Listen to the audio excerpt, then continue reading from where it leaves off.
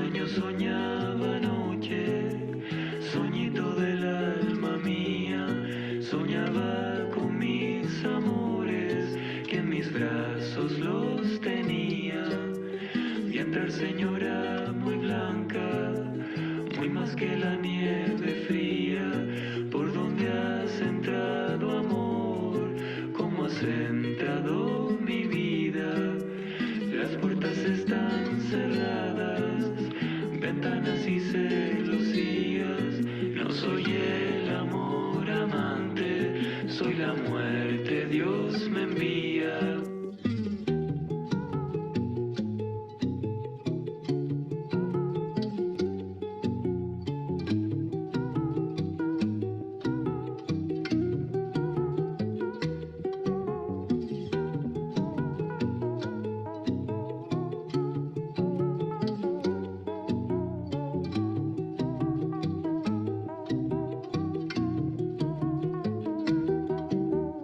Hay muerte tan rigurosa, déjame vivir un día no puede ser, una hora tienes de vida. Muy deprisa se calzaba, más deprisa se vestía, ya se va para la calle en donde su amor vivía. Ábreme la puerta blanca, ábreme la puerta niña, ¿cómo te podré yo abrir si la ocasión no es venida? Mi padre no fue a palacio, mi madre no está dormida. Si no me abres esta noche, ya no me abrirás, querida.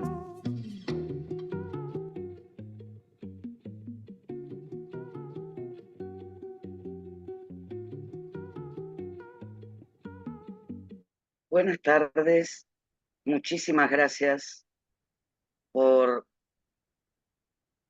por pasar por esta puerta que nos abren las enfermeras. A pesar que en la canción las puertas estaban cerradas, enfermería siempre nos tiene abiertas las puertas. Eh, y voy a comentarles algo del tras bambalinas. Como soy vieja, estoy más, recuerdo lo que... Y, y hace más de 40 años alguien me aconsejó que para hacer una buena práctica como médica me pegara a las enfermeras, a la más vieja del servicio donde estuviera. Y para mí es un orgullo que la Comisión de Enfermería haya logrado este nivel de excelencia en los ateneos de enfermería y que se haya mantenido la constancia, porque sin duda enfermería es un gran maestro para nosotros los médicos. El trabajo en equipo nos tiene que tener a la par y trabajar en equipo es aprender unos de los otros.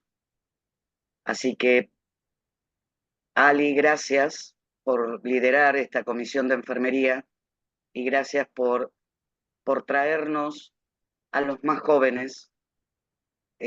Hoy tenemos dos claras representantes de la juventud y el futuro de la enfermería. Gracias, gracias, gracias. Todo tuyo, Ali. Así es, Lili.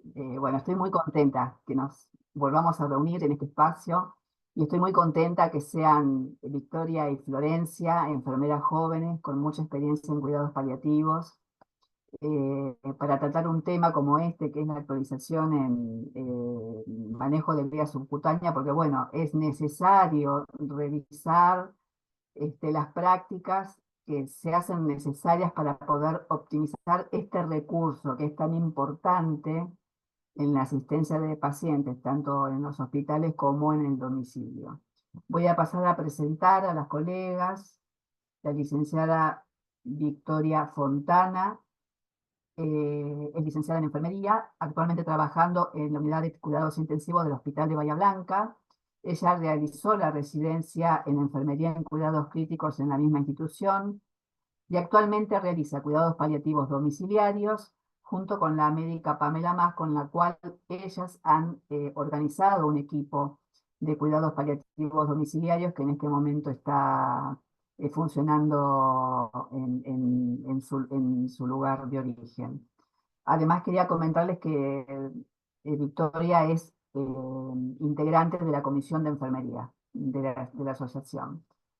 Y a la licenciada Florencia Molina. Florencia es enfermera asistencial en, en la unidad de cuidados paliativos del Hospital Tornú. Es docente en el posgrado de Flaxo-Femeva en el Instituto Nacional del Cáncer y también es miembro de la Comisión de Enfermería de esta asociación.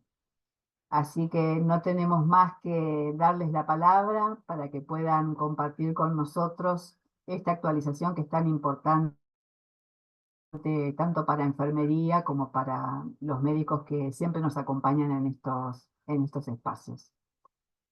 Bueno, adelante.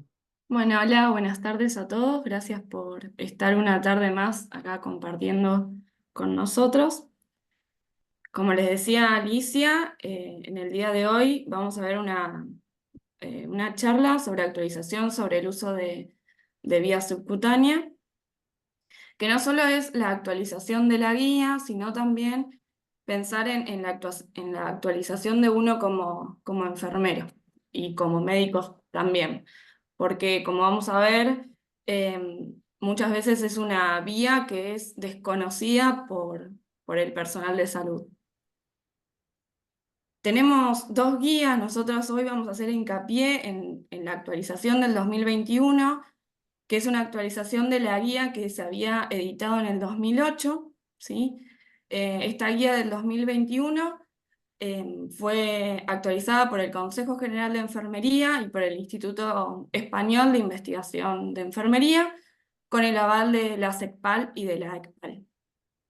Como objetivos principales, esta guía tiene aportar conocimiento sobre el uso adecuado de terapias a través de esta vía de administración, fomentar su uso como una vía segura, eficaz, de fácil manejo y cómoda para el paciente y sus cuidadores, y tiene diferentes objetivos específicos, entre ellos identificar las situaciones clínicas que puedan beneficiarse de la administración de tratamientos por esta vía, definir las ventajas que tiene, proporcionar evidencia y experiencia en el uso de la misma para conseguir seguridad y efectividad en la aplicación de los tratamientos, unificar criterios de uso, procedimiento, lugar de inserción, material, tiempo de permanencia, fármacos e hidratación, actualizar el conocimiento sobre los diversos dispositivos que se encuentran en el mercado, disminuir la variabilidad en el cuidado de la vía, identificar las posibles complicaciones e inconvenientes. Entonces, ¿qué es la vía subcutánea? ¿Por qué decimos que es la gran desconocida? Porque en general nosotros conocemos la vía subcutánea como para aplicar medicación como es la heparina o la insulina, pero se desconoce a la hora de aplicar otros tratamientos porque se utilizan las de mayor complejidad como la vía endovenosa o la intramuscular. Y la realidad es que la vía subcutánea nos permite controlar síntomas en personas con necesidades paliativas. Es una técnica segura, poco agresiva, poco dolorosa, es sencilla, de fácil mantenimiento y con bajo índice de complicaciones. Nos permite que la podamos usar en el domicilio y va a disminuir los ingresos al hospital, que esto también es muy importante para los pacientes en cuidados paliativos. Tiene diferentes ventajas frente a la vía intravenosa, que es una alternativa al acceso intravenoso complicado cuando el paciente tiene cuando tiene venas complicadas, cuando se han indurado por los diferentes tratamientos de quimioterapia. Requiere menor tiempo para su colocación, menor uso de catéteres, disminuye los costos. El entrenamiento para su colocación es más fácil que la vía endovenosa. Es cómoda para los pacientes porque favorece su movilidad. Es menos dolorosa, disminuye el riesgo de complicaciones sistémicas, tiene menor riesgo de tromboflebitis, de sobrecarga hídrica y de hiponatremia. tiene la misma efectividad con una biodisponibilidad similar y tiene el mismo efecto analgésico en infusión continua y ayuda a evitar los picos y caídas de niveles en sangre sin toxicidades importantes, como vamos a ver más adelante. Entonces, desde el 50 al 70% de los enfermos en cuidados paliativos van a precisar el uso de la vía subcutánea a lo largo de la progresión de su enfermedad, y este porcentaje va a aumentar en situación de agonía. Pero no debemos pensarla solo en el paciente que está en final de vida, porque es una herramienta que nos puede ayudar mucho a resolver urgencias en la práctica diaria. Y también pensarla en aquellos pacientes, por ejemplo, a mí en domicilio me ha sucedido, en pacientes que están en geriátricos o en hogares, que por ahí no es necesario llevarlos a un hospital para una hidratación o para disminuir los vómitos, porque como vamos a ver, el Reliberan se puede hacer subcutáneo. Entonces, bueno, también pensarlo en estos pacientes. El manejo de esta vía tiene muchas ventajas para su uso, pero, como decíamos, sigue existiendo un déficit de conocimiento y desconfianza sobre su uso y acción por parte de los profesionales sanitarios.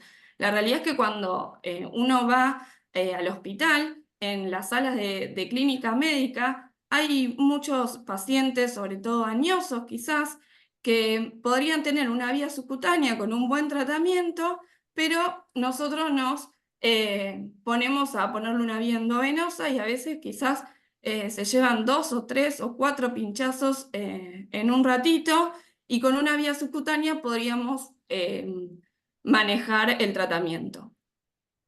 Por eso es importante promover actividades de educación y difusión del uso de la misma para mejorar la calidad asistencial y tomar decisiones compartidas entre los enfermos, sus familiares y los equipos interdisciplinarios. Entonces, un poco para reforzar, cuando hablamos del tejido subcutáneo, lo que tenemos que tener en cuenta es que tiene una serie de características, ¿sí?, que hacen posible la administración de fluidos, ya sea fármacos o hidratación, con seguridad y eficacia. ¿Y esto por qué es? Básicamente porque dispone de muy pocos receptores del dolor y porque presenta abundante vascularización, y eso favorece el paso de los fármacos al torrente sanguíneo, ¿sí?, eliminando el metabolismo del primer paso hepático, porque se obtiene una biodisponibilidad del 90%, evitando las variaciones individuales que afectan al metabolismo de los fármacos que se toman por vía oral, por ejemplo. Por otro lado, la flexibilidad y la capacidad de deformación del tejido conectivo hacen posible la administración de hidratación por vía subcutánea, lo que permite administrar volúmenes importantes de líquidos y recobrar el estado natural por la rápida absorción. Y porque es un tejido de fácil acceso, al contrario de lo que ocurre en el caso de otras vías parenterales. Entonces, cuando hablamos de los sitios de inserción, para recordar que los sitios que están descritos tienen que ver con colocar vía subcutánea en la zona infraclavicular, supramamaria, en flancos abdominales, pero evitando la zona periumbilical, ¿sí? Y siempre recordar que la colocamos perpendicular a la línea media, ¿sí? Y que estas zonas las destinamos específicamente para medicar o para hidratar, ¿sí?, porque tienen una mayor distribución para el líquido que vamos a infundir, por ejemplo. Y además, colocándola perpendicular a la línea media, nos aseguramos de disminuir el efecto pinchazo, por ejemplo, si el paciente deambulara, para que pueda tener más autonomía, ¿sí? Por otro lado está la zona deltoidea o muslos, pero solo para medicación, porque hay mucho menos tejido subcutáneo, ¿sí? Y también está descrita para hipodermoclisis la zona escapular, ¿sí? Y también favorecería el tratamiento para pacientes con excitación psicomotriz. Cuando hablamos de la técnica de colocación de la vía subcutánea, lo más importante es explicar la técnica y el procedimiento al paciente y a la familia, porque así como nosotros hablamos de que el personal de salud tiene desconocimiento de esta vía, lo mismo sucede con el paciente y con su familia, ¿sí? Entonces, una forma segura de acercarle el dispositivo al paciente es mostrarle en qué consiste, cómo se utiliza, explicarle para que el paciente vaya teniendo más confianza en esto nuevo que le estamos presentando, ¿sí? Como para cualquier procedimiento de enfermería, lavado de manos, ¿sí? Colocación de guantes. Obviamente debemos elegir la zona de punción contemplando cuál es nuestro objetivo, ¿sí? Si es para hidratar o si es para medicar en bol, o sea, una medicación de dosis única. Cuando hablamos de realizar antisepsia, preferentemente con clorexidina alcohólica mayor o igual a 0,5% o bien iodopovidona o alcohol al 70% durante al menos 30 segundos. Cuando hablamos, perdón, Miki, cuando hablamos de esto de la técnica de colocación y la antisepsia, en la guía anterior solo mencionaba la antisepsia. En este caso incluye estas tres soluciones antisépticas. Cuando hablamos de la elección del dispositivo, ustedes van a ver en estas imágenes que hay un montón de dispositivos. Lamentablemente no están todos en Argentina, pero es para que nos vayamos familiarizando con que existen otros dispositivos y que probablemente en un tiempo no muy lejano lleguen. Entonces tenemos en la imagen número 1 la butterfly, ¿sí? La palomilla metálica. La imagen 2 tenemos catéteres periféricos cortos tipo Avocat. En la imagen número 3 tenemos catéter endovenoso que es adaptado para terapia subcutánea, que es conocido como Nexiva. En la imagen 4 tenemos el set de infusión subcutánea Neria, Soft 90 es el modelo, digamos, y en la imagen 5 tenemos el dispositivo de infusión Neria GARD, ¿sí? Cuando hablamos de la butterfly con punta metálica, lo que es importante es purgarla con solución fisiológica o con el propio fármaco que vamos a administrar. Debemos pasar 0,5 mililitros porque es el volumen que tiene el cable de cebado, ¿sí? No es necesario purgar el catéter si utilizáramos un dispositivo tipo Neria, ¿sí? Como la imagen 4, la imagen 5, porque tiene un volumen de cebado mínimo, mínimo. Entonces, cuando hablamos de la técnica, lo importante es pellizcar la piel, ¿sí? Con el dedo índice y el pulgar de la mano no dominante, y es recomendable presionar hacia abajo para asegurar no llegar con la aguja al tejido muscular, ¿sí? Cuando hablamos de la inserción de la aguja, sí tenemos en cuenta que la técnica subcutánea va entre 30 a 45 grados, ¿sí? Pero lo que tenemos que tener en cuenta es el tejido de este paciente, cómo es el tejido subcutáneo de este paciente. Porque cuando insertamos la aguja, si es metálica, podemos ponerla con un ángulo de 45 o un ángulo de 30 si hay poco espesor de tejido subcutáneo, ¿sí? Y el paciente presenta caquexia, porque si en un paciente con caquexia nosotros colocáramos la vía subcutánea 45, lo que puede estar pasando es que forcemos la posición del catéter. Entonces, cuando lo fijamos a la piel, lo que puede hacer es que el bisel de la aguja quede empujando la epidermis hacia arriba. Entonces, muchas veces cuando pasa eso, nosotros decimos que hace pared, porque se pone en contacto el bisel con la piel. Entonces, si nosotros, por ejemplo, queremos infundir una solución, vamos a ver que la gotita no cae. Entonces, ¿por qué es? Es porque internamente esto es lo que está sucediendo. Entonces, obviamente, uno en ese momento lo que debería hacer es masajes, ¿sí? En la zona donde uno insertó el dispositivo para favorecer la separación de la aguja y al tejido, digamos. Y lo que es importante es respetar para la inserción las líneas de tensión de la piel, ¿sí?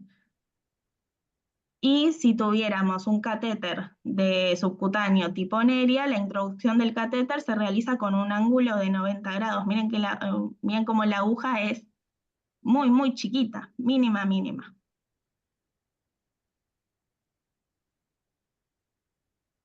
Entonces, cuando hablamos de la elección del dispositivo, obviamente va a depender de lo que tengamos en nuestros lugares de trabajo, ¿sí? Pero bueno, la realidad es que las guías actualmente desaconsejan los dispositivos subcutáneos con agujas de metal, porque además de ser más agresivos, proporcionan una menor durabilidad, ¿sí? Esto es lo que describe la bibliografía, perdón. Los dispositivos subcutáneos no metálicos presentan un menor índice de reacciones y de riesgo de infección y además una mayor duración y seguridad para los profesionales sanitarios, ¿sí? Y entonces lo que se recomienda es utilizar dispositivos subcutáneos de vialón o de teflón de calibres bajos, entre 23 y 27, ¿sí? Y siempre que sea posible, material de bioseguridad pasiva, como es el set de infusión subcutáneo, ¿sí? Y lo que se recomienda es que las agujas tengan un espesor que permita penetrar en la capa subcutánea, pero no atravesar la capa muscular, lo que en los adultos se traduciría en algo así como una longitud entre 4 y 9 milímetros. En cuanto a la elección de los dispositivos, tenemos infusores elastoméricos, que tenemos de 7 a 5 días, el infusor peristáltico electrónico, infusor con jeringa, regulador de flujo, tenemos bombas de infusión, tenemos varios dispositivos que existen. Obviamente depende qué tengamos en nuestros lugares de trabajo. No es que por no tener estos dispositivos no podríamos usar una vía subcutánea, porque de hecho utilizamos guías macro-Otero si tuviéramos regulador de flujo, con la típica chapita, calculando las gotas, con ruedita, o sea, depende qué sea lo que tengamos. Entonces, hablábamos de esto de la colocación, acá vemos en unas imágenes de cómo es el pellizco correcto y cómo es el pellizco incorrecto, ¿sí? Y bueno, la técnica de inserción. ¿Pasás la próxima? Entonces, antes de colocar la vía subcutánea, lo que debemos hacer es purgar el catéter con solución fisiológica, fijar con apósito transparente o con cinta hipoalergénica. Lo que es importante es dejar a la vista el punto de inserción del catéter, ¿sí? Entonces puede ser fijar en forma de H, o como vemos en la imagen superior derecha, o con Tegaderm. Anotar la fecha de colocación, más que nada si nosotros no somos el único enfermero que va a ver a ese paciente, o por ejemplo en una internación, para que mi compañero o el resto del equipo sepa cuándo se colocó esa vía subcutánea, ¿sí? E irla revisando diariamente. Y administrar el fármaco lentamente o colocar la hidratación. Y acá un poco lo que queríamos mencionar es que en las guías, en ambas, tanto en la del 2018 como en la última actualización, lo que describen es que el bisel se debe introducir hacia arriba, ¿sí? Aunque algunos autores recomiendan que se inserte hacia abajo cuando se usen vías subcutáneas tipo butterfly, o sea, con punta metálica, para hipodermoclisis y en enfermos que presentan caquexia. Entonces, esto se explicaría en el sentido de que cuando uno inserta el bisel, por ejemplo, hacia abajo, lo que haría es, entre comillas, romper un poquito más el tejido subcutáneo y eso favorecería el ingreso del líquido a infundir. Entonces, en estas capturas, ¿sí? Que no son de las guías, sino que son de otra página, habla de que un usuario pregunta, ¿sí? Que en pacientes en atención paliativa con caquexia y uso de vía subcutánea con infusores, se recomienda que la inserción de la aguja, el bisel esté hacia abajo, y qué evidencia había sobre esto, ¿sí? Entonces, lo que mostraba este trabajo es que no se habían encontrado estudios que comparen en pacientes con caquexia en seguimiento por paliativos la inserción del bisel de la aguja hacia abajo frente al bisel de la aguja hacia arriba en el momento de la inserción de la vía subcutánea, así con infusores. Y lo que se habían localizado eran 3 guías de práctica clínica que no hacían recomendaciones al respecto, 4 protocolos o documentos de procedimientos que recomendaban que, aunque se inserte con el bisel hacia arriba, después, si el paciente estaba muy adelgazado, se debía dar vuelta y colocar el bisel hacia abajo. O sea, imaginen cómo sería, ¿no? Colocar la vía subcutánea con el bisel hacia arriba y antes de fijarlo, darlo vuelta, ¿sí? En un ángulo de 180. Y uno de los protocolos señala que esa acción aumenta la absorción y disminuirían las complicaciones. Pero sí, no había mucha más evidencia al respecto. Lo que decía también, por otro lado, lo voy a leer en la imagen de la derecha, es que en ninguna de las 3 guías para los cuidados paliativos encontrados se hace referencia alguna sobre la posición del bisel, ¿sí? Solo en una, en el anexo sobre administración de fármacos por vía subcutánea con respecto a la técnica para la utilización de esta vía y que recomienda utilizar la aguja tipo 25, ¿sí? Y en el ángulo en el que debe introducirse. Después que uno de los protocolos habla sobre la utilización de la vía subcutánea en pacientes ingresados en una unidad de cuidados paliativos con respecto a la técnica de implantación, recomienda insertar la palomilla con el bisel hacia arriba en un ángulo de 45 sin soltar el pellizco, y si el paciente está muy adelgazado, el bisel hacia abajo, y una guía de uso del catéter de vía subcutánea en cuidados paliativos sobre el procedimiento para la colocación recomienda realizar el pellizco en la piel con el dedo índice y el pulgar, introducir la aguja a 45 grados con el bisel hacia arriba y luego girar para que el bisel quede hacia abajo, ¿sí? Eso es un poco lo que hay hasta ahora. O sea, hay posiciones divididas, digamos. En cuanto a las complicaciones, en la nueva guía lo que habla es de efectos secundarios locales y los divide en frecuentes y menos frecuentes, ¿sí? Como frecuentes menciona la induración o el edema, el eritema, o sea, el enrojecimiento, el dolor en el sitio de punción o alrededor de la vía. Menos frecuentes el hematoma, la hemorragia, abscesos y necrosis.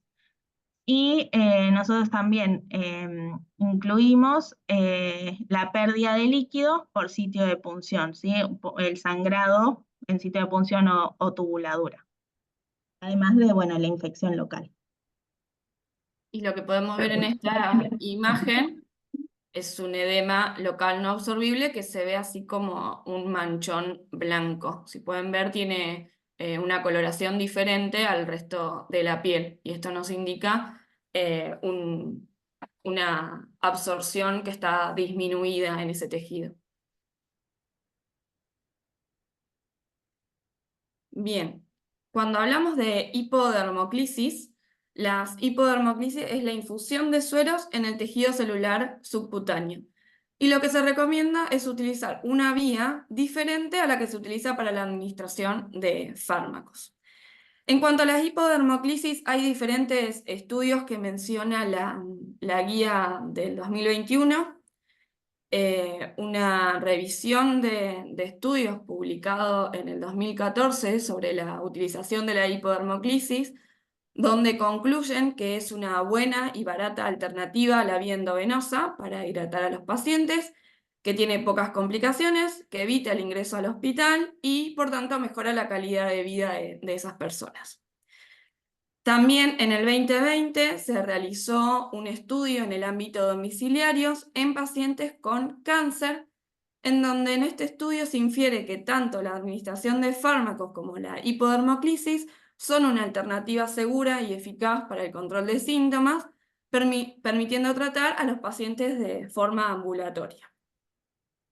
Y otra revisión también en el 2020, en donde se incluían 3 ensayos clínicos aleatorizados en pacientes de 60 años o más, tratados con rehidratación subcutánea o intravenosa, acá hacen la diferencia también, concluía que ambos tratamientos fueron efectivos para rehidratar a los pacientes dentro de las 48 horas, sin diferencias estadísticamente significativas, y la administración de líquidos por vía subcutánea fue eficaz para tratar la deshidratación al tiempo que protegía contra la flebitis. Entonces, hay evidencia científica de que la vía subcutánea, la hipodermoclisis, es eficaz y es segura para hidratar a los pacientes. ¿Cuándo se indica? Cuando hay una deshidratación leve o moderada que no requiere una corrección rápida, cuando el paciente presenta una disfagia transitoria con ingesta inadecuada de líquidos por vía oral, para hidratar para control de síntomas neuropsicológicos, por ejemplo, por una toxicidad por opioides o por una hipercalcemia tumoral, rehidratación en ancianos y con imposibilidad o dificultad para la vía oral, y dificultades para canalizar el acceso venoso. ¿Cómo vamos a administrar esta hipodermoclisis? Esta hidratación podemos, en una infusión continua en 24 horas, a una velocidad de 40 a 60 mililitros hora, esto va a limitar la movilidad del paciente. Una infusión nocturna durante 12 horas, 80 mililitros hora, que es mejor tolerada por el paciente y por los cuidadores, porque permite la autonomía y la movilidad del paciente durante el día. Y también se pueden administrar bolos de 500 mililitros en aproximadamente 1 hora, 2 o 3 veces al día, y normalmente son bien tolerados y muy útiles para los pacientes más activos. Ahora vamos a ver cuánto es la cantidad que se puede administrar por vía en los pacientes. Siempre se aconseja, la guía aconseja, utilizar sueros fisiológicos al 0,9 o 0,5% y glucosalinos. No se recomienda la dextrosa al 5% así pura, digamos, porque puede provocar dolor al atraer los líquidos lindantes al punto de inyección y necrosis también en el sitio donde se infunde. En caso de aparición de edemas por absorción insuficiente en un periodo de tiempo razonable, esta guía, al igual que en la del 2008, recomienda la administración de hialuronidasa de 150 unidades en el tejido antes del primer bolo del día, sobre todo cuando se hacen estos bolos de 500 mililitros, o 300 si la anterior dosis no fue suficiente, y se puede seguir aumentando hasta un límite de 1500 unidades. La hialuronidasa lo que hace es facilitar la rehidratación por vía subcutánea. La realidad es que yo no tengo experiencia en el uso de esta medicación. No, En yo tampoco. hipodermoclisis, si fuera preciso también, se puede agregar potasio de entre 20 y 40 miliequivalentes. No se recomienda, al igual que en la vía endovenosa, que tampoco se debe realizar, administrar potasio en bolo. Florencia, en su unidad, tiene la experiencia de haber administrado potasio, una ampolla en 250 mililitros a 11 mililitros hora, es decir, más concentrada, pero sin efectos negativos en el tejido subcutáneo. ¿Cuál es la limitación? Que no es válida para administrar rápidamente líquidos o en situaciones que se requieran reposición rápida de líquidos. O sea, en un shock hipovolémico no vamos a pensar en administrar líquidos por vía subcutánea. El volumen máximo que se puede administrar es de 3 litros en 24 horas, es decir, que podemos administrar, tener un plan a 7 gotas, a 14 gotas o a 21 gotas como máximo. Y por vía solamente se pueden administrar 1500 mililitros. O sea que si nosotros queremos, si el médico nos indica administrar 3 litros en 24 horas, tenemos que colocar 2 accesos simultáneos. Quizás por ahí, Vicky, te interrumpo un segundito para agregar que si bien la bibliografía de esto es lo que describe, en nuestra experiencia hemos visto que por ahí no todos los pacientes toleran infusiones a 21 gotas, por ejemplo, y que quizás las vías subcutáneas se saturan o presentan edema no absorbible hasta con menor cantidad. Entonces, siempre tenemos que pensar en la hidratación como si fuera una medicación, ¿sí? Y no olvidar que pacientes en situación de últimos días o con enfermedad avanzada, o sea, muy, muy progresada, ¿sí? En situación de últimos días va a requerir menos volumen y menos hidratación. Tal cual. En general, en mi experiencia, generalmente en los últimos días tenemos un plan a 7 gotas, 500 mililitros día, más que nada también para administrar la medicación necesaria. Bien, puede, como decía Flor, que a veces no toleran la hidratación y puede que el paciente refiera dolor también durante la infusión. Esto está en relación con el exceso de velocidad en la infusión. Entonces, por ejemplo, lo podemos tener a 21 gotas y quizás es una velocidad excesiva para ese paciente, entonces la solución es disminuir la velocidad de la misma. Y hay que ser cautos, lo que aconseja la guía, en pacientes que estén en tratamiento con heparina por el riesgo de hemorragia en el punto de inserción. Y bueno, un poco como hoy mencionó Florencia, los lugares de inserción para la hipodermoclisis se recomienda la zona del abdomen, dejando 5 centímetros alrededor del ombligo, porque tiene una gran superficie de absorción. La zona supraescapular también tiene gran superficie de distribución, pero se indica en pacientes con alteración del nivel de conciencia. Y el deltoides y el muslo, como ya había mencionado Florencia, son zonas más dolorosas, con menos superficie de distribución, entonces esa zona solo se recomienda para administrar fármacos. Y también la zona del abdomen se sugiere o se prefiere en las personas caquécticas debido a su grosor, al contrario que la zona subclavicular, que suelen estar más adelgazados, y se aconseja en cuadrantes superiores del abdomen, como decía también hoy Flor, insertar siempre la aguja de forma lateral para evitar esa sensación de pinchazo. Entonces, cuando hablamos de fármacos utilizados por la vía subcutánea, los que están recomendados son los hidrosolubles, ¿sí? Porque presentan un bajo poder irritante y un menor riesgo de acumulación.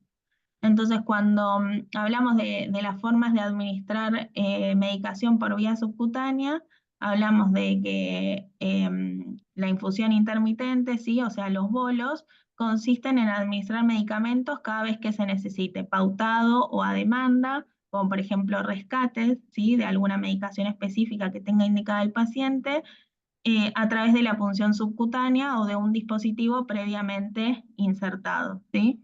Esta opción produce un efecto en picos, ¿sí? Donde en sus niveles álgidos lo que puede ocasionar es algunos efectos secundarios, mientras que en los más bajos pueden reaparecer los síntomas, ¿sí? Entonces la recomendación es esto que decíamos de lavar con 0,5 de solución fisiológica tras la administración de la medicación, en el caso de las vías subcutáneas con catéter metálico, ¿sí?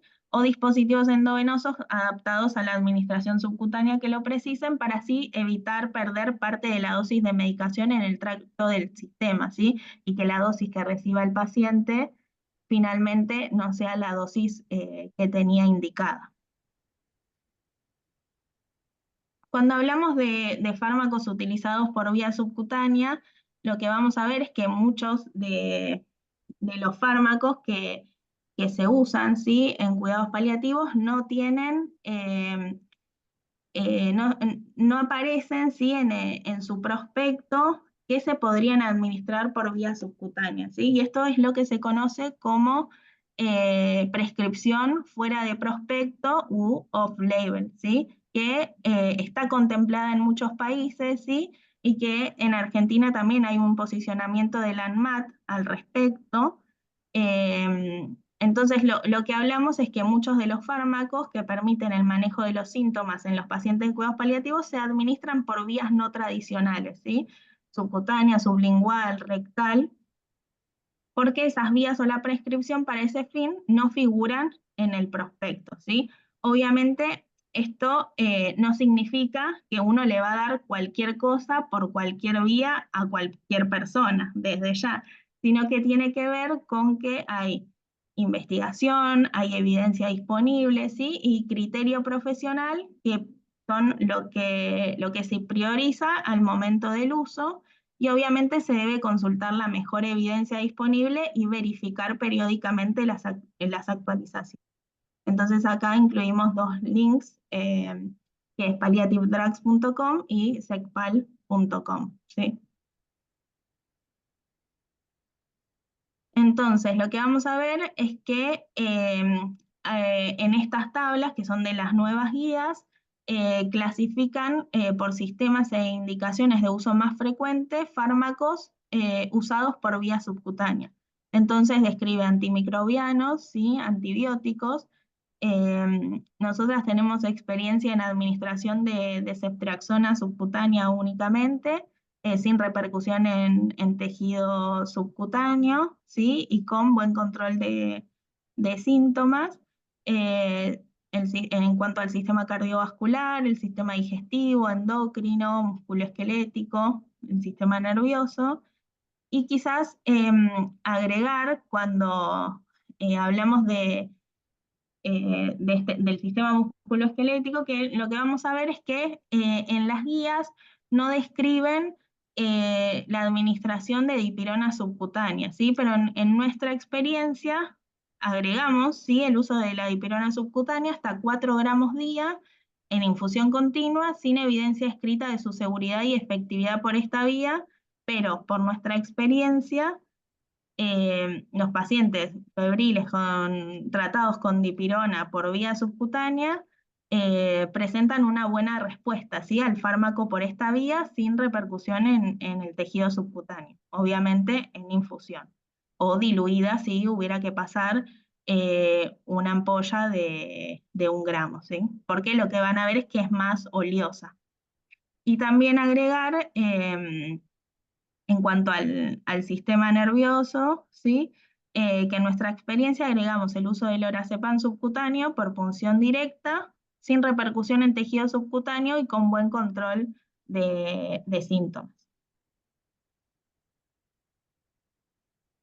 Por otro lado, menciona los fármacos de uso habitual por vía subcutánea en cuidados paliativos, ¿sí? Hay una lista larga, obviamente lo que vamos a ver es que no todos los fármacos que aparecen en estas listas están disponibles en Argentina, ¿sí?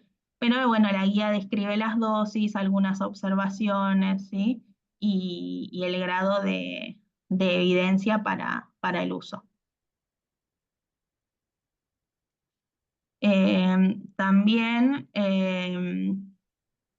para mencionar, cuando habla de fármacos de uso habitual por vía subcutánea en cuidados paliativos, sobre el ondansetron, que hace poco, o sea, que en esta guía describe la dosis entre 8 y 24 miligramos, ¿sí?, en 24 horas,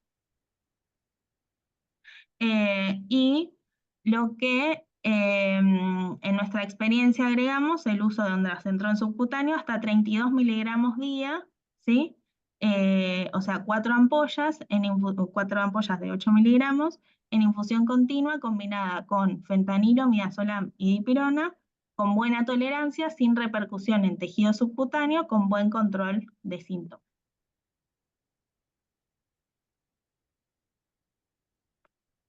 Y entonces, un poco para resumir, en nuestra experiencia, dipirona diluida en 50, si fuera, por ejemplo, una ampolla, si fuera un paciente que tuviera dipirona en infusión continua, por ejemplo, en 250, en 500 mililitros día, difenhidramina, vitamina K, lorazepam por punción directa, bifosfonatos como el pamidronato y el denosumab. Hemos tenido pacientes que han recibido pamidronato subcutáneo, ¿sí? Sin repercusión en tejido subcutáneo. Lo único fue que tuvimos que disminuir la velocidad de infusión a 60 mililitros hora aproximadamente, y con esa velocidad fue bien tolerada la infusión. Y el agregado de sulfato de magnesio y cloruro de potasio siempre en solución. Después, por otro lado, lo que vemos en esta guía es que habla de los grados de recomendación en cuanto a la administración de fármacos por vía subcutánea, ¿sí? Y lo que vamos a ver es que en cuanto al dolor, lo que menciona esta guía es que es no concluyente, ¿sí? O sea que hay una evidencia insuficiente para la administración de diclofenac. Pero en nuestra experiencia agregamos el uso de diclofenac subcutáneo diluido sin repercusión en tejido subcutáneo, con buen control sintomático, ¿sí?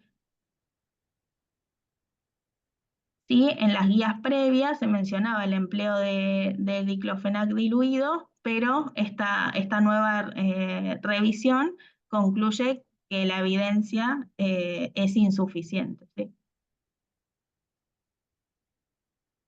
Entonces, cuando hablamos de las mezclas de fármacos, lo que veíamos es que en guías anteriores se sugerían mezclas de no más de 4 fármacos, y hoy quizás se habla de no más de 5, siempre y cuando sean compatibles, ¿sí?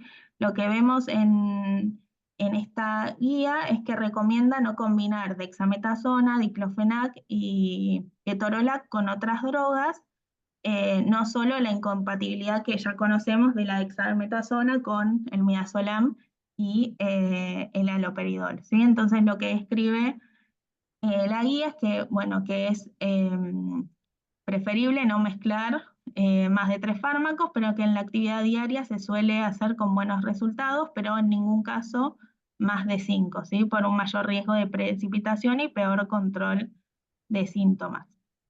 Y acá mencionamos algunas mezclas seguras que hemos usado en la internación: fentanilo, levopromacina, midazolam, iosina, por ejemplo, en un paciente; en otro, midazolam, morfina, ondansetron, dipirona.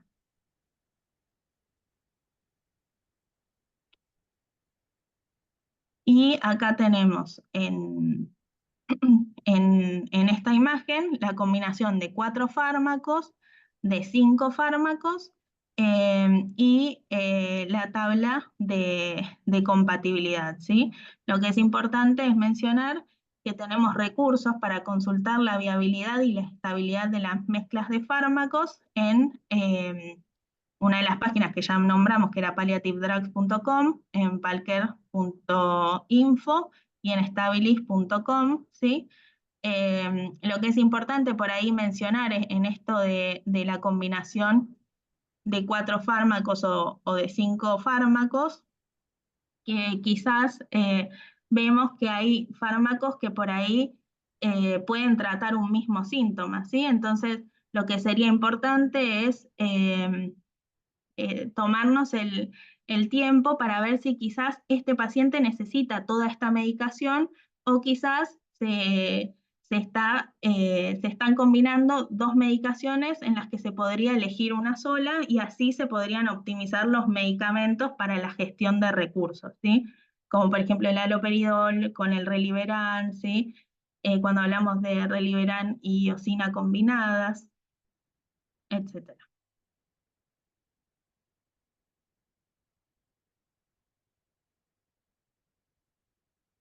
Entonces, cuando hablamos del caso concreto de dolor, relacionado con la administración de algunos medicamentos como la dexametasona, bueno, la guía describe metadona, pero no tenemos disponible en Argentina, furosemida, levomepromacina, se debe disminuir el volumen administrado o la velocidad de la infusión, ¿sí? Y en caso de que se observe irritación o eritema, lo que debemos revisar son los fármacos que se emplean y cambiarlos por otros menos irritantes o evitar las mezclas de medicamentos, así como administrar suero para aumentar la dilución o disminuir la velocidad de la infusión.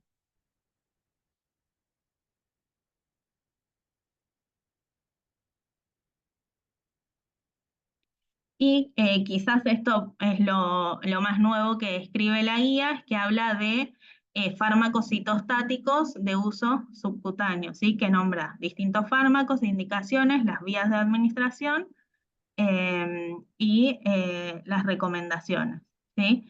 Y lo que tenemos que tener en cuenta es, pensando, ¿sí?, en los tratamientos oncoespecíficos, no solo con un objetivo curativo, ¿sí?, o como control de la enfermedad, sino pensando en si el paciente tiene criterio para recibir esta medicación, pensando que lo ayudaría en cuanto al control de síntomas, ¿sí?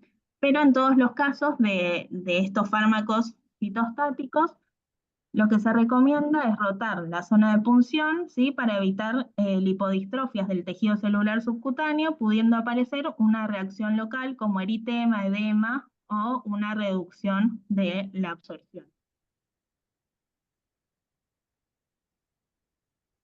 Bueno, y para ir terminando, otra de las cosas que queríamos hablar es del manejo de la vía subcutánea en el ámbito domiciliario, que también habla la guía, que la administración de los fármacos por esta vía en el domicilio nos puede ayudar a conseguir un adecuado control de síntomas en la situación de últimos días o agonía del paciente, ya que la vía endovenosa no la deberíamos plantear en estas situaciones porque es una vía más compleja que lleva más cuidados que la vía subcutánea.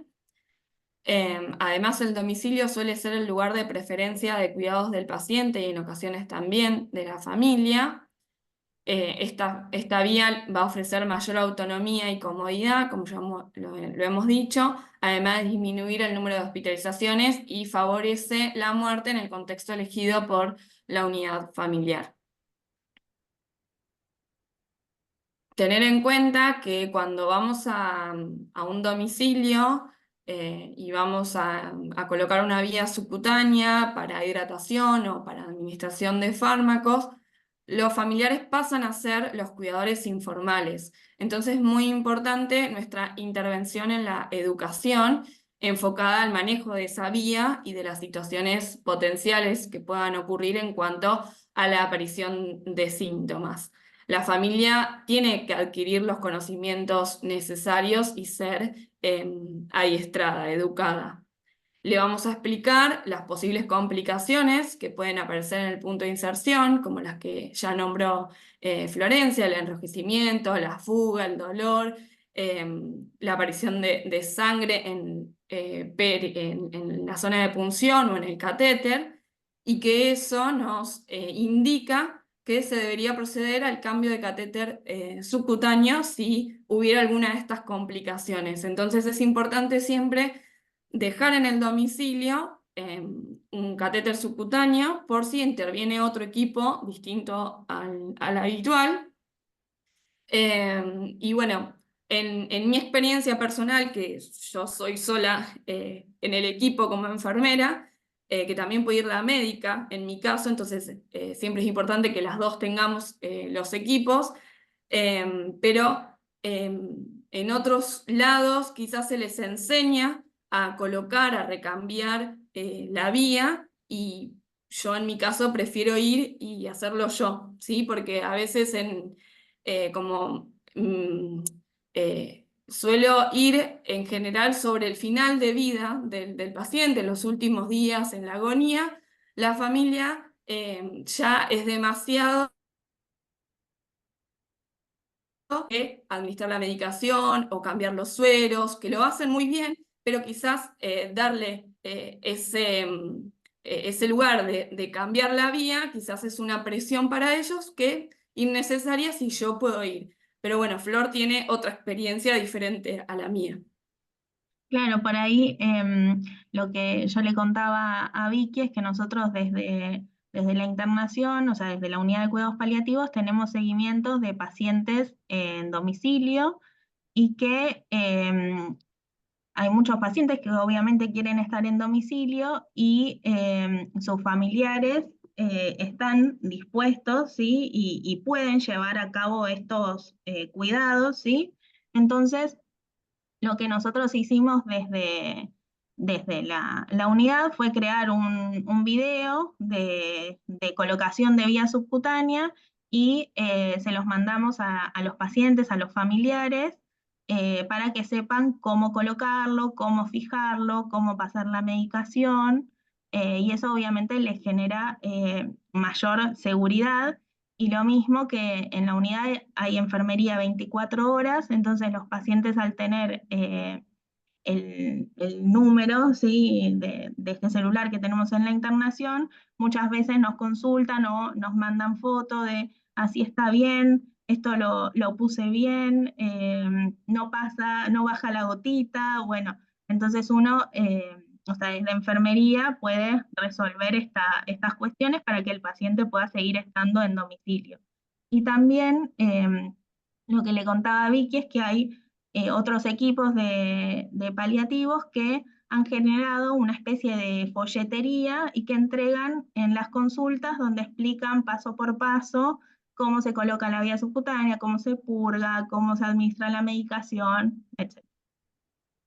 Sí, son como realidades diferentes, porque como les decía, yo voy casi sobre quizás el último mes y quizás la vía recién la colocamos en la última semana, cuando empiezan las complicaciones, porque hasta que, mientras sigan tolerando la vía oral, nosotros mantenemos la vía oral. Entonces, son diferentes realidades, pero está bueno saber que se le puede enseñar a la familia y al paciente a recolocar la vía, que no es tan difícil como la vía endovenosa, que lleva otra complejidad.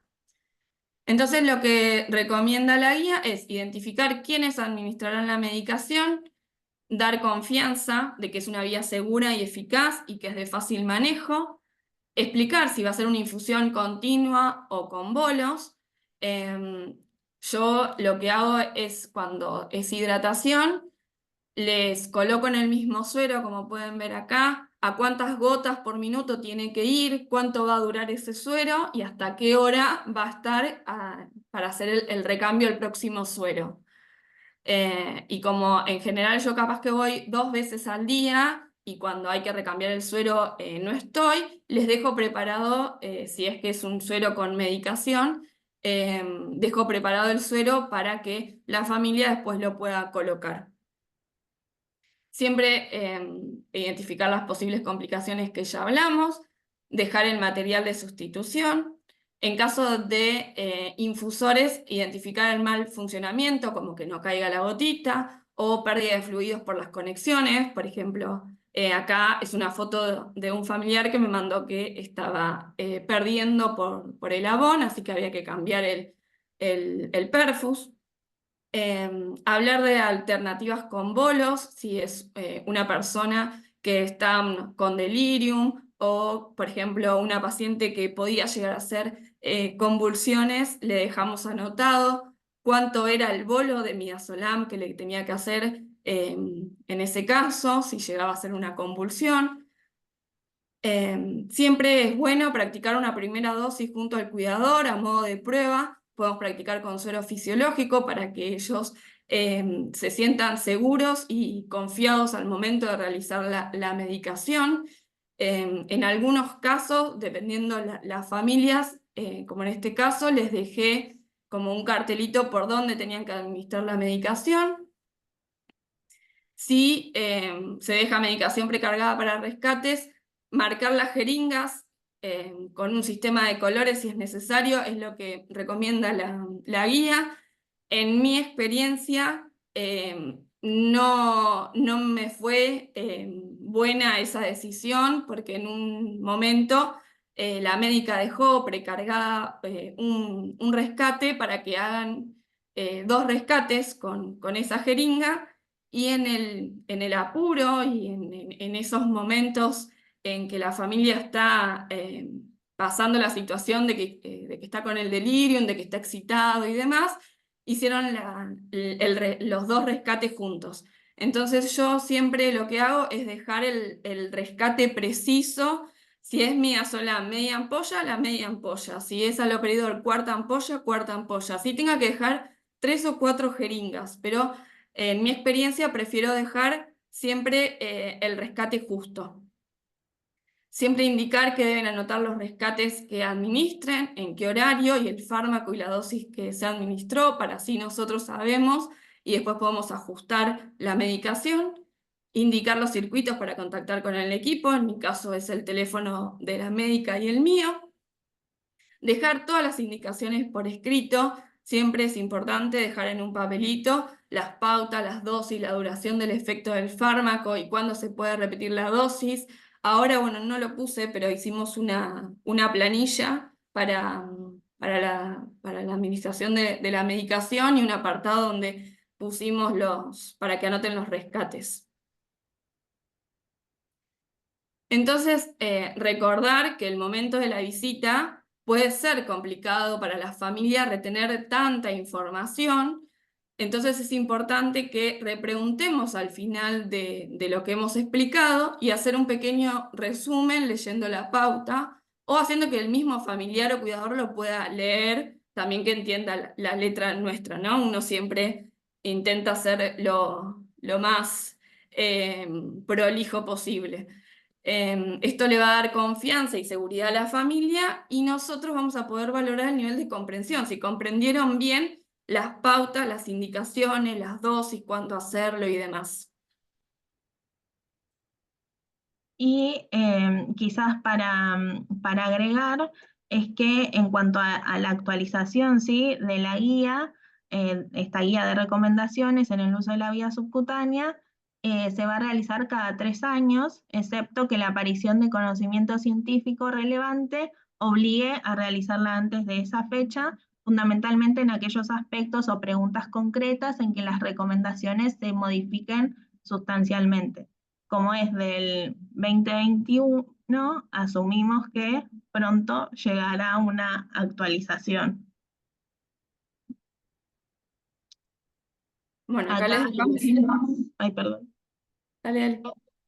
Acá, bueno, les dejamos algo de la bibliografía que utilizamos, ¿sí?, para que puedan consultar.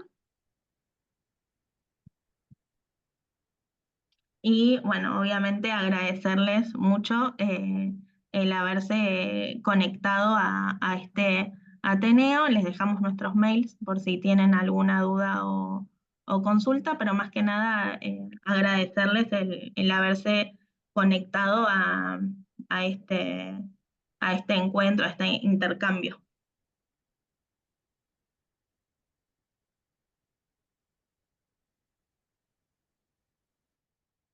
Está silenciada, Ali, perdón.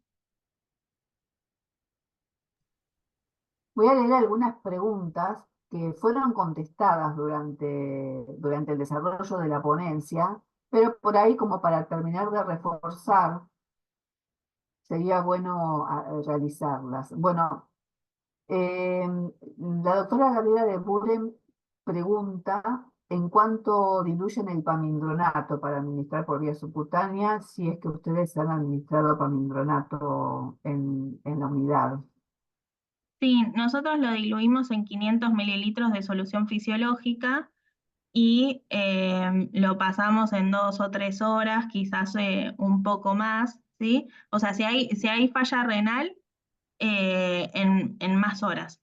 Y si el paciente tolera bien la infusión, 3 horas o 4. Va a depender cómo el paciente tolere el ritmo de la infusión. Bien. Después hay otra pregunta vinculada a la dipirona. Pregunta, ¿la dipirona la mezclan con otras drogas en infusión? Sí. Esto sí, ya fue contestado. Ujú. Bien. Y acá Clarita comenta que le parece que la dipirona no está aprobada para ser utilizada, al menos en Estados Unidos. Acá en Argentina, nosotros en el hospital hemos usado muchísimo tiempo dipirona para el control de la hipertermia y algunos médicos lo utilizan para el control de la hipertermia. No sé si ustedes utilizan dipirona en la UCP Sí, o la vos. reusamos, la recontra Sí, usamos. bárbaro. Sí, yo Sí, aparte que es bárbara. Para mí es la mejor para bajar la temperatura. para hipertermia he usado, no para dolor, pero para hipertermia Sí, sí, para hipertermia, y con fantástica. buen control. Desciende la temperatura y no tiene efecto adverso en el tejido subcutáneo. Yo quiero meter un bocadillo, Sí, porque obviamente en nuestro país, primero, las recomendaciones de uso varían de país a país. Incluso hay fármacos, nosotros no disponemos de todos los fármacos. Ustedes mencionaron la metadona parenteral, Ujú. y hay otros fármacos que nosotros no tenemos ni noticias. Creo que esto es importante, y hay experiencia de dipirona subcutánea y tiene que ver también con la disponibilidad y la aprobación. Por ejemplo, en Colombia tienen mucha experiencia. O sea, las contraindicaciones o autorizaciones, creo que es importante referenciar, como bien hicieron, a los países de los que tomen las referencias, valga la redundancia. Después otra pregunta que pregunta Edson. Aparte de las soluciones glucosadas, ¿hay alguna otra solución o medicamentos que no se recomiendan o sean prohibidos de administrarse por vía subcutánea? Esto se habló también, pero bueno, sería bueno Sí, refrescarlo lo como que para que... está descrito, por ejemplo, la clorpromacina, que no se puede administrar subcutánea porque es muy, muy irritante. Sí está descrita en esta guía de recomendaciones, pasar muy poquito, diluido en 500, una cosa así, si no me equivoco, para control del hipo, pero es recontra diluida y una dosis muy baja. Pero nosotros Bien. no la usamos desde ya. Martín pregunta, y bueno, que también se habló en la ponencia, con respecto al lavado, ¿qué ventajas y desventajas tiene el uso de vía subcutánea, perdón, el uso de vía de solución fisiológica versus agua destilada? Entiendo que no hay como diferencias o que una sea mejor que la otra, sino que tiene que ver con la disponibilidad que uno tenga. Está bien. María pregunta, en pacientes pediátricos edematizados, ¿se puede usar la vía subcutánea? Acá tenemos a Nati, que si querés decir algo, Aquí, Nati. bueno, igual en adultos no usamos la vía No, subcutánea porque el paciente está con anasarca. no. No se utiliza No, en porque pacientes. no podemos asegurar cuánto realmente va a absorber de la Exacto, medicación que le vamos a infundir. exacto, exacto. Hola, hola acá. Hola, La Nati. parte, sí, la parte pediátrica tiene las mismas indicaciones en cuanto al edema, las mismas indicaciones que tiene para adultos. Digamos, una deshidratación severa tampoco, tiene que ser leve o moderada como para poder hacer una hipodermoclisis. ¿Sí? Y lo del edema es lo mismo, o sea, lo que tiene que ver con el Claro, tejido. Lo que van a cambiar son los volúmenes. gracias, Nati. Bueno, una pregunta vinculada a lo que se habló también en la ponencia. Hugo Ramírez pregunta sobre la evidencia en cuanto a dolor que siente el paciente ante el volumen de líquido administrado. Si algunas personas no toleran ni la más mínima dosis, ¿puede pasar esto? Sí, puede pasar. Ahí lo que intentamos es pasar una dosis mucho más bajita, mucho más pausada y quizás también ver por qué al paciente le duele, si está como por ejemplo con una hiperalgesia o está con un delirium y que cada estímulo es un montón, entonces quizás es identificar esa situación. Sandra pregunta cuánto tiempo se aconseja utilizar la misma vía y cada cuánto rotarla. En realidad, nosotros la rotamos cuando vemos alguna evidencia de alguna complicación, pero hemos tenido vías que han durado 5 o 7 días y recién ahí se han cambiado, por ejemplo. Acá Martín Romero eh, comenta si se puede explicar la doble dosis a las 0 horas para no administrar a las 4 AM y que se respete el descanso también. Esto se debe Nos, referir específicamente a administración de morfina, supongo. claro, Martín, ¿estás no, ahí? si es con respecto a la morfina, la realidad es que nosotros no utilizamos la doble Doble dosis. dosis. Supone que si el paciente recibió a las 12 y está durmiendo tranquilo, probablemente es porque no tiene dolor. Si el paciente se despierta, por Ah, ejemplo, a las 3 de la mañana, bueno, probablemente uno le adelante la dosis de las 4 para no molestarlo, o si se despierta a las 5 la recibirá a esa hora, digamos, pero no solemos usarla, no usamos la doble dosis. bueno, eh, mucho agradecimiento, mucho agradecimiento. Excelente ponencia. Eh, Hay quien eh, pide un video para la colocación de vía subcutánea. Ah, bueno, Eh, sí, después lo pasamos. así que Y, bueno, y por ahí, agradecimiento. perdón, Ali, Sí. para agregar que había alguien que preguntaba dónde era mejor colocar la vía subcutánea en un paciente inquieto o hiperactivo. Bueno, la realidad va a depender de lo que podamos en ese momento. Nosotros habitualmente usamos la zona interescapular, la usamos, pero no con tanta frecuencia. O sea, sí está descripta porque el paciente no alcanzaría a sacársela, digamos, pero habitualmente no, al menos en la internación no la utilizamos.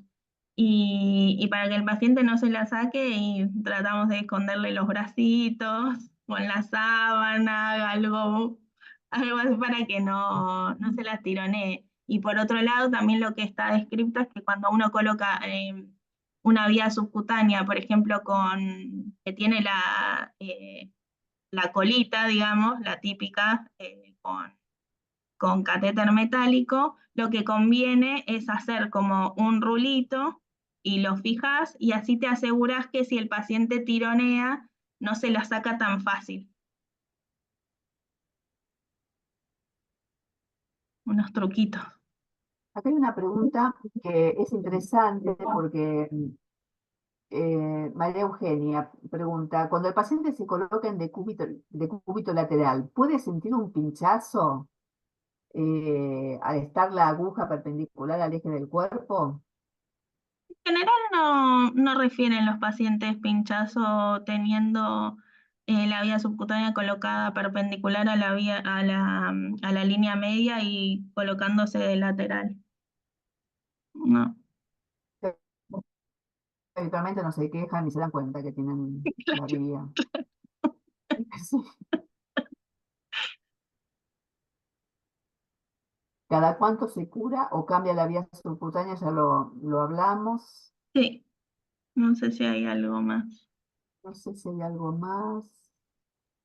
Me voy a anticipar a dos preguntas que aparecieron. Sí, Sí, recuerden que la Comisión de Enfermería tiene el Ateneo específico de enfermería los primeros jueves de cada mes, así que eh, esos son espacios como propios, más allá que nos convidan al resto del equipo a participar. Y queda grabado en el canal de de la asociación por YouTube. bien. Y acá había una Bueno, pregunta más, perdón, sí, que sí, sí, decía sí. Graciela, si en un paciente renal o cardíaco podría ser conveniente esta vía, sí, desde ya. Sí, sí, sí. Bueno, Gabriela de Bullen, excelente presentación. Muchas gracias. Gabriela es médica, fue compañera mía en el hospital italiano. Excelente, Gaby. Sí, también Excelente estuvo en presentación. UCP. Sí. Excelente presentación. Muchas gracias por compartir conocimiento y su experiencia. Este tema es clave en domicilios en general y en el ámbito rural especialmente. Muchas gracias. Eh, Acá pregunta Turquita, dice, no puso el nombre. ¿Está recomendado en pacientes pediátricos? Natalia ya nos adelantó que sí, que tiene las mismas indicaciones que en el paciente adulto. Claudia Pansardi, muchas gracias. Es muy importante estas instancias, dado que muchas veces es una vía que se desconoce la importancia y la disponibilidad de medicación que tenemos para controlar síntomas. Excelente ponencia. Bueno, como dijo Liliana, todos los jueves hay Ateneos, todos los jueves no, el primer jueves de cada mes tenemos los Ateneos. Bueno, todo, chicas, todas felicitaciones, agradecimientos, realmente estuvieron impecables, muy interesante realmente todo lo que se habló hoy respecto de la actualización de vía subcutánea. Yo voy a pasar a leer los parroquiales. A ver, no me los preparé. A ver. Desde ya, muchas gracias a todos por participar y por sobre todo los invito a todos los colegas a que puedan asociarse a la asociación. Eh, Quería recordarles que tenemos el encuentro en la ciudad de Tandil entre el 26 y el 28 de septiembre del corriente año. Eh, Pueden inscribirse con descuento hasta el 30 de agosto. Pueden encontrar más información en las redes y en la web de la asociación. Otras actividades que tenemos para compartir son el webinario del 13 de junio de 15 a 18 horas. ¿Es posible organizar un Dev Café en mi comunidad? Herramientas y recursos. Disertan por streaming desde España el doctor Rafael Mota Vargas y el licenciado en psicología José Miguel Navarro. Y uno que nos interesa particularmente, que es el viernes 19 de julio a las 18 horas, conversaciones difíciles en enfermería, mano a mano con Paula Orsandón Lira, que fue la colega que el año pasado participó en el Congreso Argentino de Cuidados Paliativos, que realmente nos conmovió y nos enriqueció con todo lo que aportó en este espacio. Estas dos actividades son aranceladas, los aranceles son accesibles, es con inscripción previa. Y pueden encontrar también más información en la web de la asociación y a las redes.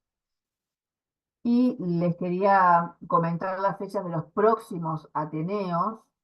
El miércoles 26 de junio a las 18 horas tenemos el próximo Ateneo interinstitucional, cuando el tratamiento es peor que la enfermedad, diserta el equipo de cuidados paliativos del Hospital Municipal Cacabo de Coronel Suárez, provincia de Buenos Aires. Y el 4 de julio a las 18 horas, jueves 4 de julio a 18 horas, Ateneo de Enfermería, el rol de enfermería en el proceso de adecuación terapéutica y directivas anticipadas. Van a disertar la licenciada Victoria Rosso, el licenciado en enfermería y especialista en pediatría Felipe Acosta, la doctora Susana Ciruzzi y quien les habla. Estas Ateneos son de participación libre y sin inscripción previa, así que todos pueden acceder. Bueno, les doy las gracias a las colegas que nos han enriquecido con todos estos conocimientos y con toda esta actualización, y a todos ustedes por Un bocadillo más, Ali. Sí. El Zoom, el acceso al Zoom es limitado, pero es limitado a 100 personas. Sí, superamos Y las cuando 100 superamos ese cupo, sí. abrimos el canal de YouTube y hoy tuvimos que hacer transmisión en directo por YouTube. Enfermería, felicitaciones. Gracias. Gracias a Florencia y a Victoria, obviamente. Y a Natalia, que también, Natalia es enfermera que hace cuidados paliativos pediátricos en Neuquén. Realmente gracias por estar, Natalia.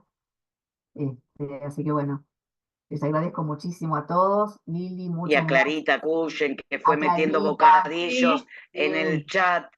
Claro, sí, metiendo bocadillos en el chat, Clarita. Así que bueno,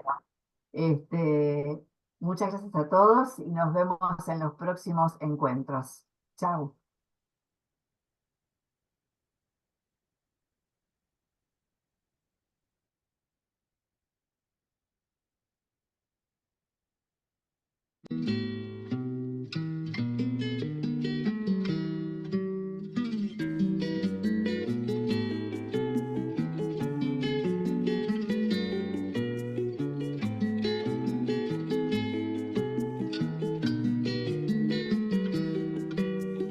Un sueño soñaba anoche, soñito del alma mía, soñaba con mis amores, que en mis brazos los tenía.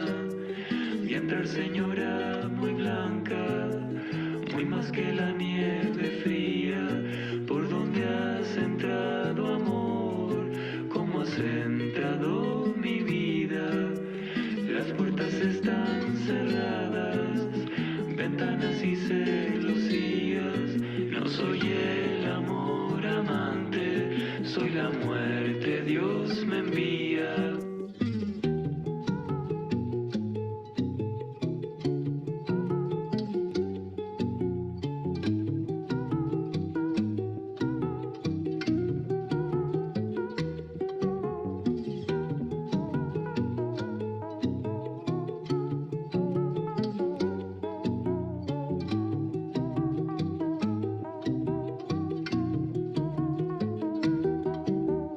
Hay muerte tan rigurosa, déjame vivir un día no puede ser, una hora tienes de vida. Muy deprisa se calzaba, más deprisa se vestía, ya se va para la calle en donde su amor vivía. Ábreme la puerta blanca, ábreme la puerta niña, ¿cómo te podré yo abrir si la ocasión no es venida? Mi padre no fue a palacio, mi madre no está dormida, si no me abres esta noche, ya